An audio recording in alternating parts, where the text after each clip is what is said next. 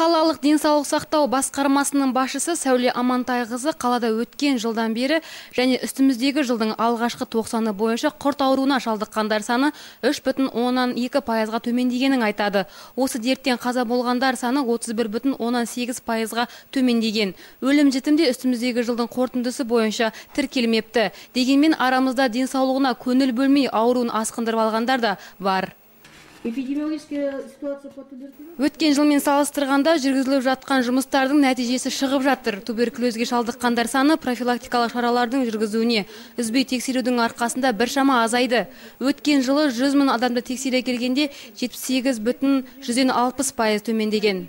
Жалпы қалада туберкулез диспансерінде емделушілерге арналған 290 орын бар. Оның 140-ы ересектерге арналса, өткен жылдың қараша айынан бастап балаларға 150-ге тарта орын ашу жоспарланған. Үстіміздегі жылы осы дертті алдын алуға 414 миллион қаражат көзі бөлініп отыр. Ол өткен жылға қаражатпен салыстырғанда 25%-ға жоғары. Қалада туберкулезден болатын ауру мен өлім елімізде әлі өзектілігін жойған жоқ. Әсіресе туберкулез жазасын өтеушілер, әлеуметтік қорғалмаған топқа жататындар арасында белең алып отыр. Ал жасөспірім балалар арасында жалпы өткен жылы 4 жағдай тіркелді, яғни 58,1%-ды құрайды. Қалада құрт ауруының жұқпалы түрін көбінесе жасөспірімдерін анықтауға болады. Жыл басынан бері бір жағдай тіркелген. Ол бала әлеуметтік қорғалмаған отбасының баласы болғандықтан ауруға шалдығып отыр.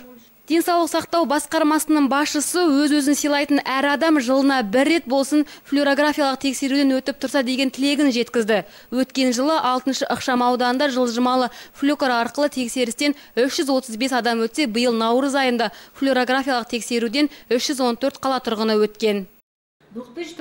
2010 жылы жалпы профилактикалық тексерудің нәтижесі бойынша 88,849 қала тұрғынына тексеру жүргізілді. Соның 49-нан аурудың белгісі анықталды. Және қаланың ішкі істер басқармасымен бірлесіп 20 жоспарлы рейдтік жұмыстар жүргіздік. Жалпы мұндай іс-шаралардың бізге пайдасы бар. Алдағы уақытта да жалғастырамыз деп ойлаймын.